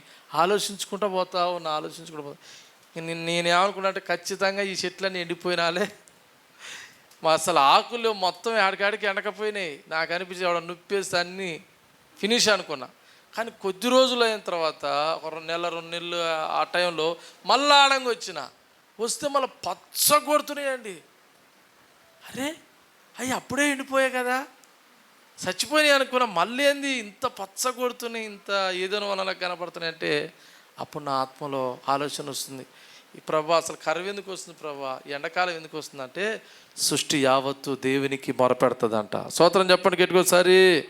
దేని మొరపెడతాయి అంటండి? దేవునికి మొరపెడతండి. ఆకాశం అందున్న తండ్రి మాకు వర్షం కావాలి, నువ్వు వర్షం ఇవ్వకపోతే మేము బతకడానికి సాధ్యం లేదని ఎండాకాలం మొత్తం మొరపెడతాయి అంటాయి. అవునా? వాటికి కూడా ఒక గుణపాఠమే. అవునా? అన్నీ కోల్పోతాయి, దేవుని స్తోత్రం. కానీ దేవుని దయ వల్ల మళ్ళీ అన్నీ సంపాదించుకుంటాయి. ఆమె చేద్దాం గట్టికోసారి. అప్పుడు నాకు యోబు గుర్తొచ్చాడు. యోబు కూడా ఏమైండు? అన్నీ కోల్పోయాడు, ఏమి లేవు కదా, ఆశలన్నీ ఆవిరైపోయినాయి. మళ్ళీ యోబుకి ఎంత వచ్చిందంట? 2 అంతలుగా ఆశీర్వాదం వచ్చిందంట. దేవునికి స్తోత్రం చెప్పు గట్టికోసారి. అవునా? ఏమి లేని పరిస్థితులలో, అవునా ఎవరు లేని పరిస్థితులలో మనం కూడా దేవునికి మొరపెట్టినప్పుడు పోగొట్టుకున్నవన్నిటిని మళ్ళా పొందుకుంటాం. దేవునికి మహిమ కలుగును గాక. స్తోత్రం చెప్పండి గట్టికోసారి. ఆహారం ఇచ్చుటకు దేవుడు వారిని దర్శించెను. ఆమేన్. దేవుని దర్శించాలన్నా వద్దా? మీరు చెప్పండి, ఇప్పుడు సమాధానం నాకు చెప్పండి. దేవుడు బెత్లెహేమును దర్శించినా మోయాబు దేశాన్ని దర్శించిండా? బెత్లెహేమును ఎందుకు దర్శించిండు? మాట్లాడండి. మీరు కరెక్ట్ చెప్తారు, నాకు తెలుసు, మీరు కరెక్ట్ చెప్తారు, చెప్పాలి. ఇందాక వచ్చిన మైండ్లో ఉంటే చాలా ఆన్సర్ వచ్చేస్తుంది. దేవుడు తన ప్రజలను దర్శించాడు. బెత్లెహేములో ఎవరు? దేవుని ప్రజలు, తన ప్రజలు కాబట్టి దర్శించాడు. మోయాబు దేశంలో ఉందా? లేదు. మన జీవితంలో కూడా నిశ్చయంగా దేవుడు నేను దర్శించును, ఆమె నన్ను దర్శిస్తాడు. అది ఏ పరిస్థితి అయినా సరే. మీరు బైబిల్లో చూడండి, దేవుడు షారాను దర్శించగా షారా గర్భావతాయను. అవునా? ఉన్నాయా? ఆ మాటలు ఉన్నాయా? దేవునికి మహిమ కలుగును గాక. ఆమె ఎవరు? దేవుడు ఎలిజబెతును దర్శించగా ఎలిజబెతు గర్భావతాయను. అవునా? అంటే దీని అర్థం ఏంటంటే మనకి ఏది లేదో దాన్ని ఇవ్వడానికే దేవుడు మన దగ్గరికి వస్తాడు. ఆమెను చెప్పు గట్టికోసారి. ఆయన మన దగ్గరికి వచ్చేంత వరకు మనం ఎట్లుండాలి? నమ్మకంగా కనిపెట్టుకొని ఉండాలి. ఎట్లా ఉండాలి పిల్లరా? మీకు బైబిల్ అపోస్తుల కార్యంలో ఒక చిన్న పాస్టర్ అనుకోవచ్చు, అసలు పేరు లేదు ఊరు లేదు, ఒక మాట చెప్పాలంటే చాలా చిన్న పాస్టర్. ఆయన పేరు ఏం పేరంటే అననీయ. ఏం పేరండి? అననీయ. అననీయ దగ్గరికి దేవుడు దర్శించి నువ్వు వెళ్ళి నువ్వు సౌలు దగ్గరికి వెళ్ళి ప్రార్థన చేయని చెప్పాడు. చూసారా? అననీయ ఎవరు, సౌలు ఎవరు? అననీయ గురించి చరిత్ర అసలు ఏమీ లేదు, చిన్న పాస్టర్ గారు. ఆయన ఏదో నమ్మకంగా ఉంటూ ప్రార్థన చేస్తాడు. ఆయన దగ్గరికి దేవుడు వెళ్ళి ప్రపంచాన్ని కదిలించబోయేటువంటి ఒక గొప్ప దైవజనుడైన పౌలును అభిషేకించమని దేవుడు అననీయను పంపిస్తూ ఉండు. ఆమేన్. స్తోత్రం చెప్తామా గట్టికోసారి. నీ దగ్గర కూడా దేవుడు ఏం చేస్తాడు? నీ అవసరత తీర్చడానికి, నేను స్వస్థపరచడానికి, నేను బాగు చేయడానికి, నేను ఉద్ధరించడానికి దేవుడు వస్తాడు. దేవుడు వస్తాడా? ఇంకేమన్నా వస్తుందా? దెయ్యం కూడా వస్తుంది, జాగ్రత్త. స్తోత్రం చెప్పి గట్టికోసారి. వచ్చింది దేవుడా దెయ్యమా మనం గుర్తిరగలిగితే దెయ్యాన్ని తరిమి కొడతాం, దేవుని పాదాలు పట్టుకుంటాం. ఆమెను చెప్పి గట్టికోసారి. నువ్వు చేతుల పైకి చెప్తామా? హల్లెలూయా. నేను ముగిస్తాను దేవుని బిడ్డలారా, ఏం భయపడొద్దు. ఓకేనా? 2వ సమూయేలు గ్రంథం 21వ అధ్యాయం 1వ వచనం చూడండి. 2వ సమూయేలు గ్రంథం 21వ అధ్యాయం 1వ వచనం. ఆ దావీదు కాలమున దావీదు కాలమున 3 సంవత్సరములు 3 సంవత్సరములు విడవకుండా కరువు కలగగా దావీదు యెహోవాతో మనవి చేసెను. కొంచెం క్లియర్గా కరువు వచ్చినప్పుడు అంటే దావీదు ప్రార్థన చేసిండంట. ఎవరికి? దేవుని ప్రార్థన చేసిండు. ఓకేనా? మనం కూడా కరువు వచ్చినప్పుడు ఏం చేయాలా? మనం చేయాల్సిన ఫస్ట్ పని ఇదే. అది ఏదైనా సరే, ఏదైనా రాని నీ జీవితంలో మొట్టమొదటి ఎవరికి మొరపెట్టుకోవాలి? దేవుని మొరపెట్టుకో. కానీ మనుషులు చేసే పని ఏందో చెప్పనా? అన్ని ఆప్షన్లు అయిపోయినాక ఆడికి వస్తారు, లాస్ట్కి వస్తారు ఆడి. అవునా? ఆ సమాధానం దొరికే కాడికి లాస్ట్కి వస్తారు, అంతే కదా? మీరు చెప్పండి, అన్నిటికాడ ఫెయిల్ అయినాకనే ఈ విశ్వాసం పెరుగుతుంది. దేవునికి స్తోత్రం. అర్థమవుతుంది మీకు చెప్పేది? అన్నిటి ఫెయిల్ అయినాక నేను విశ్వాసం, అదే విశ్వాసం నీలో ఉంటే అవన్నీ చూడాల్సిన అవసరము లేదు, ఇక్కడ పనిచేస్తుంది. దేవుని స్తోత్రం. ఇది హిజ్కియా పట్ల జరిగింది. అవునా? హిజ్కియా పట్ల దేవుడు ఏం చెప్పాడు? మరణము వచ్చేసింది, సిద్ధపడు అని చెప్పేసాడు. కానీ హిజ్కియా ఏ ప్రయత్నం చేయలే. అప్పుడు కూడా ఆకుపసరోళ్ళు, వైద్యులు, ఆ వైద్యులు, ఈ వైద్యులు, అన్ని రకాల వైద్యులు. దేవునికి స్తోత్రం. కానీ ఎడి తీసుకుండు నిర్ణయం, ఎడి తీసిండు? మొట్టమొదటి నిర్ణయం అటే చేసిండు. దేవుని స్తోత్రం. కన్నీళ్ళు విడిచి ప్రార్థన చేయగా దేవుడు అతని మనవి ఆలకించి మరలా 15 సంవత్సరాల ఆయుష్ని ఏమనాలి, దీన్ని లైఫ్ను రెన్యువల్ చేసిండు. చప్పటి కూడా గట్టికోసారి హల్లెలూయా. అవునా? కొన్నిటికి రెన్యువల్ ఉంటాయి కదా, ఉంటాయి అయ్యా, లైసెన్స్లు కాటుకుంటే రెన్యువల్. ఈయనది అయిపోయింది, వాస్తవంగా అయిపోయింది, చాప్టర్ క్లోజ్. కానీ దేవుడు మరలా అతనికి పునర్జీవాన్ని ప్రసాదించాడు. ఆమెను చెప్తామా గట్టికోసారి?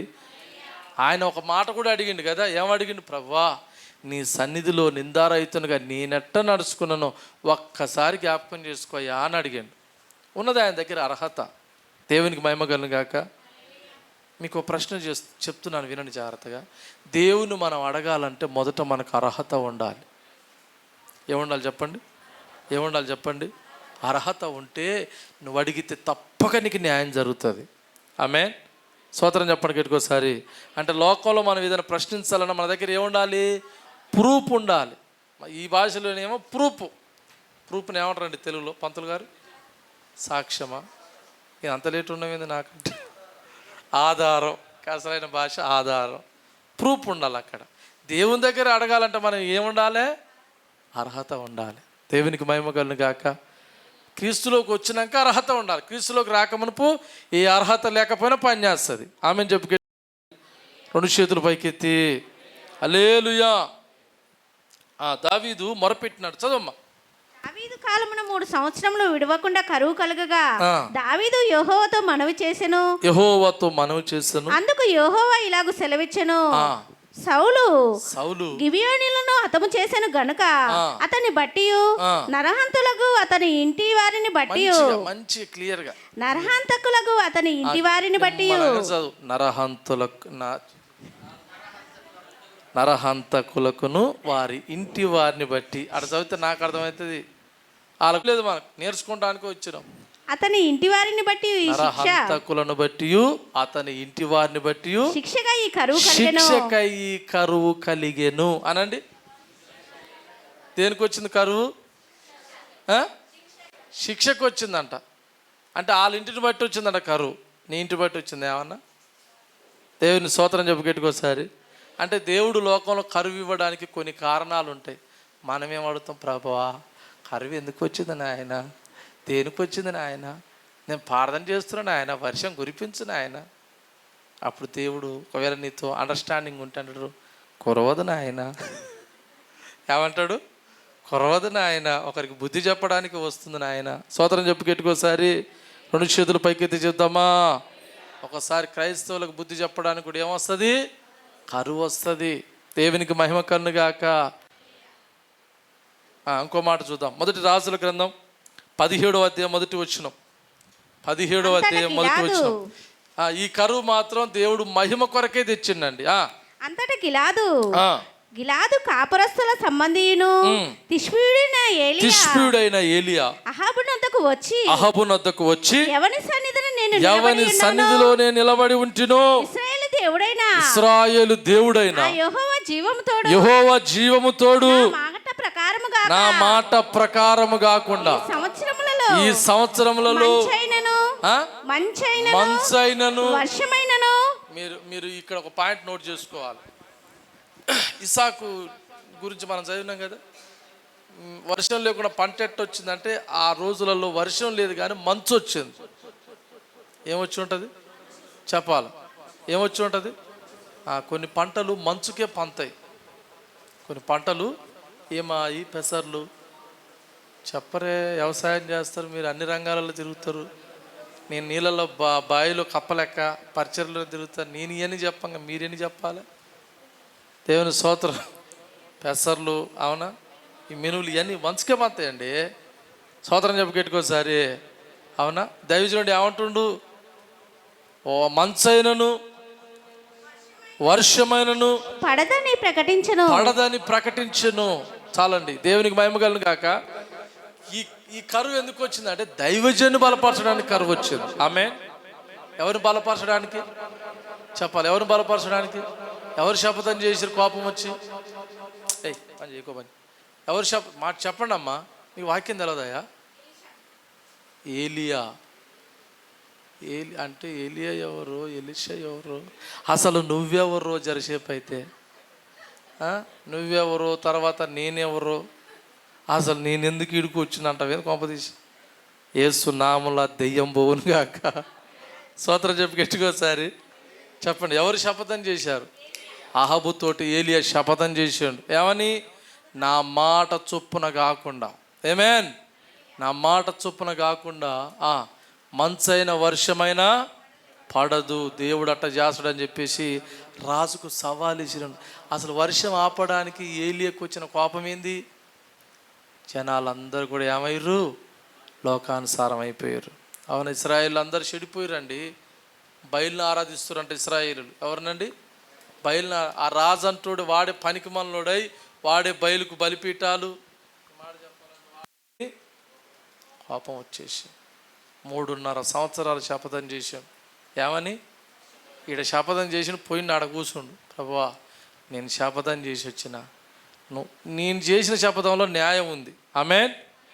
రాజు చెడిపోయిండు, ప్రజలందరూ చెడిపోయి, నీ తట్టు చూసేవాడు ఎవడూ లేడు. దేవునికి స్తోత్రం. ఎందుకంటే ఆకాశం నీది, ఆ భూమి నీది, వర్షాలు, గాలి, ఈ జంతువులు, ఈ యొక్క వృక్షాలు ఇవన్నీ నీవి. కానీ నీ వైపు చూసేవాడు ఒకడు. అందుకనే నీ పని చేస్తున్న తండ్రి అంటే ఏలియా మాట చొప్పున దేవుడు కూడా మూసేసిందంట. స్తోత్రం చెప్పండి గట్టికోసారి. మళ్ళీ ఒక పోటీ పెట్టి దాంట్లో ఏలియాని దేవుడు గెలిపించి మళ్ళీ అప్పుడు రివార్డ్ చేసిండు. ఏమని? ఇదిగో వర్షం పడుస్తుంది, ఆ ఆవుకు చెప్పుపో అని చెప్పిండు. దేవునికి స్తోత్రం. ఆయన వర్షాన్ని ఆపగలిగిండు. బైబిల్ యాకోబు పత్రికలో ఉంటుంది, ఏలియయు మనలాంటి స్వభావము గలవాడే. స్తోత్రం చెప్పు గట్టికోసారి. 2 చేతులు పైకెత్తి చెప్తామా? రైట్. ఇప్పుడు ఎలీషా కాలంలో కూడా వచ్చింది కరువు. మొదటి రాజుల గ్రంథం 2వ రాజులు 8వ అధ్యాయం మొదటి వచనం. త్వరగా 2వ రాజుల గ్రంథం 8వ అధ్యాయం మొదటి వచనం. ఒకనాడు ఎలీషా తాను బ్రతికించిన బిడ్డకు తల్లి అయిన ఆమెను పిలిచి యెహోవా క్షేమకాలము రప్పింపబోచున్నాడు. క్షేమకాలం అనగా కరువు కాలం రప్పించబోతున్నాడు. 7 సంవత్సరములు దేశంలో క్షేమం కలుగునని. ఎన్ని సంవత్సరాలు? 7 సంవత్సరాలు. 7 సంవత్సరాలు ఎప్పుడు వచ్చింది చెప్పండి? ఏసేపు కాలంలో వచ్చింది. Very good. ఏమ్మా మీరు అందరు వింటున్నారు కదా? స్తోత్రం, హల్లెలూయా. ఒక వచనం చెప్పినామంటే అది ఎక్కాలి బ్రెయిన్లో. ఇప్పుడు ఇందాకనే చెప్పిన కదా నేను, దేవుని మహిమగలను గాక. మాకు ఈ బైబిల్ కూడా ఏం అర్థం కాదు, చదువుతూ ఉంటాం, ఒకటే చదువుతూ ఉంటాం, ఊరికే చదువుతూ ఉంటాం. ఒక్క వచనం, ఒక పదం మాట్లాడినామంటే అది బైబిల్లో ఎక్కడెక్కడ ఉందో ఎమ్మటే బ్రెయిను దాన్ని క్యాచ్ చేస్తూనే ఉంటుంది. దేవునికి స్తోత్రం కలుగును గాక. నేను చదివినాం కాబట్టి అల్లా ఉంది కాబట్టి దోలాడుకుంటుంది. అది అసలు అల్లకే పోకపోతే అది ఆడ దోలాడుతుంది. అది అంటే చేతులు ఎత్తే నీకు రాదని సప్పు నోరు మూసుకుంటుంది. అది దేవుని స్తోత్రం చెప్పడానికి ఎట్టుకొస్తారు. ఎన్ని కాలాలు అమ్మా? 7 కాలాలు. ఎవరి కాలంలో? ఎలీషా కాలంలో. దేవునికి స్తోత్రం. ఎవరి కాలంలో మళ్ళీ కరువు వచ్చింది? ఇంకొక ఆయన జీవితంలో యేసోబు జీవితంలో వచ్చింది. మళ్ళా ఎలీషా జీవిత కాలంలో కూడా 7 సంవత్సరాల కరువు వచ్చింది. దేవుని బిడ్డలారా, నెబుకద్నెజర్ కాలంలో కూడా కరువు వచ్చింది. ఆ 2వ రాజుల గ్రంథం 6వ అధ్యాయం 25 వచ్చిన చూడండి. 2వ రాజుల గ్రంథం 6వ అధ్యాయం 25 వచ్చిన. అప్పుడు షోమ్రోనులో గొప్ప క్షామం కలిగి ఉండగా గాడిద యొక్క తల 80 రూపాయలకును అరపావు పావురపు రెట్ట 5 రూపాయలకును అమ్మబడెను. చూసారా, అప్పుడు కూడా ఏమొచ్చిందంట. కానీ మీరు అక్కడ చదివితే తర్వాత ఒక ఆయన అంటాడు, ఇంత కరువు ఉంది కాబట్టి జనాలకి ఎన్నడూ సమృద్ధి రాదంటే అంటాడు, ఆకాశపు ద్వారాలు తెరిచినా కూడా రాదంటాడు ఒక ఆయన. అంటే అప్పుడు ఆ దైవజనుడు అంటాడు, దేవుడు చేస్తాడు కానీ నువ్వు చూస్తావు కానీ నువ్వు తినవు సస్తావు అని చెప్తాడు. సోదరం చెప్పుకెట్టుకోసారి చూస్తావు కానీ అన్నాడు అంతే. ఇక ఆడికి చెప్పి ఆ ఊకుండు, ఎందుకంటే వాడు రాజు, మళ్ళీ ఆయన తిక్కలేస్తే నన్ను వేసేస్తాడని. చూస్తావు అని చెప్పిండు అంతే. ఆ రోజున పోయి చూడగా, ఎలీషా కాలంలో కూడా అదే జరిగింది. ఒక రోజు పోయి చూడగా ఏమైందంటే సిరియన్లో మొత్తం ఆ ముట్టడి వేసిరంట. అదంతా వాళ్ళను ఓడించినప్పుడు వాళ్ళ సమృద్ధి అంతా ఏమైంది మళ్ళా వీళ్ళకి వచ్చేసింది. దేవునికి స్తోత్రం. రాజు ఏమైందిరా ఇంత జనాలు గుమ్ముగూడు ఇంత ఆనందంగా ఉండని పోతే ఆ తోపులాటలో రాజు ఎవడు గీడేవాడు ఎవరు చూడకుండా జనాలు అలానే వేసి తొక్కిరంట రాజుని. రాజు ఏమైండు, తొక్కితే సచ్చిండు. ఎవరు తొక్కిర్రు? అసలు రాజు వస్తేనే పక్కన రాజు వస్తే పక్కన అంటారు కదా ఒక్కొక్కడు. కానీ మంచి కరువులో ఊరు. దేవునికి స్తోత్రం. కనుక ఆ రాజు అని చూడకుండా జనాలు ఎగబడి ఆ రాజును తొక్కితే రాజు అక్కడ రాయబడుతుంది, దైవజన్య మాట చొప్పున జరిగను అని రాయబడుతుంది. దేవునికి స్తోత్రం. చివరిగా అపోస్తుల కార్యం 11వ అధ్యాయం 28 వచ్చిన చూడండి. అపోస్తుల కార్యము 11వ అధ్యాయము 28 వచ్చిన. అపోస్తుల కార్యము 11వ అధ్యాయము 28 వచ్చిన. వారితో అహబు అను ఒకడు నిలువబడి భూలోకమంతట గొప్ప కరువు రాబోతున్నదని ఆత్మ ద్వారా సూచించను. దేవునికి స్తోత్రం. హలో చెప్పండి గట్టికోసారి. భూలోకం మొత్తం మీదకి ఏమొస్తుందంట చూడండి. దేవునిలో ఉన్నవానికి దేవుడు జరిగేది జరగబోయేది అంతా చెప్తాడు. ఆమేన్. నీ జీవితంలో కూడా దేవుడు నీతో మాట్లాడతాడు. అవునా, దేవుడు నీతో చెప్పాలి అంటే, మాట్లాడాలంటే దేవునితో సహవాసం చేయాలి. ఎవరితో సహవాసం? బైబిల్ క్లియర్గా అంటది, జ్ఞానుల సహవాసం చేసిన వాడు జ్ఞాని అవుతాడు, మూర్ఖుల సహవాసం చేసినోడు మూర్ఖుడు అవుతాడని లేదు. మూర్ఖుడైనా పర్లేదు కానీ చెడిపోవును అని రాశాను. చెడిపోవడం అంటే తెలుసా మీకు? చక్కకి చెదలు పడితే ఏమైంది? అదే ఎటకారం అవుతుంది అంటున్నా. ఇంతకుముందుకు మంచాలు వచ్చినాయి కదా, ఏమంటే పెళ్ళిలో పెట్టిరుగా. ఏ మంచాలు అంటారు వాటిని? పెళ్ళికి పెట్టిరా మీ అత్తగారు పెట్టిరా మంచం. ఆ పరుపు మంచం ఉంటుందిగా, డెక్కోల మంచమా? ఇంతకుముందు కొంచెం ఏం చేశారంటే ఏదో కర్ర పెట్టి చేసారు. ఆ డెక్కోల పైన ఏమో పూతేసింది, మంచిగానే ఉంది, కానీ లోపల మొత్తం త్వర్రే చెదలు బయటని. నువ్వెట్ట చెప్తున్నావు అంటే నాకు కూడా పెట్టరు మంచం మంచిగానే ఉందానికి ఇట్లా అంటే మొత్తం బుర్ర లోపట. దాని పని అయిపోయినట్టే. స్తోత్రం. అంటే చెడిపోయినా పర్వాలేదు, మళ్ళీ ఒకసారి బాగా అవుతాడు. కానీ అక్కడ ఏమనుంది?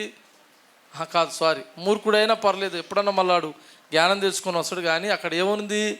చెడిపోవును అంటే అర్థమైంది అసలు లేకుండా. అందుకని దేవునితో ఎక్కువ సహవాసం చేయాలి మనం. చెప్పండి, ఎవరితో సహవాసం చేయాలి? మంచోళ్ళతో సహవాసం చేయాలి. ఇంకో మాట ఏంది? మంచి వ్యక్తులతో సహవాసం చేస్తే మీరెన్నడూ ఆ చెడు గుణాలు, చెడు తలంపులు ఇవన్నీ రావు. ఓకేనా? చెడిపోయిన వాళ్ళు ఎమ్మటి మీరు తిరిగితే ఏదో ఒకరోజు ఖచ్చితంగా మీరు కూడా ఏమవుతారు? చెడిపోతారు. దేవునికి మహిమ కలుగును గాక, దేవునికి స్తుతి కలుగును గాక. అందరూ లేచినబడి ప్రార్థన చేసుకుందాం. ఇంకా నాకు టైం లేదు కానీ